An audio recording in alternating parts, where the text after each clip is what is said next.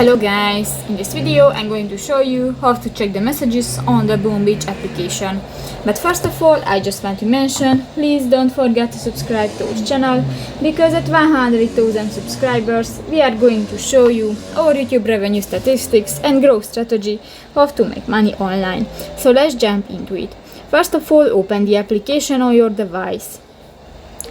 That's my island and that's the home screen. You can find different buttons here, but actually if you want to check the messages, just click to the circle icon at the upper left corner of the home screen. And here you can find the newspaper, the second icon under the stars. Click that, and here you can find 4 options at the upper bar: the news, the videos, the for you option, and the messages. If you want to check your messages, click to the last icon, and here you can check your messages.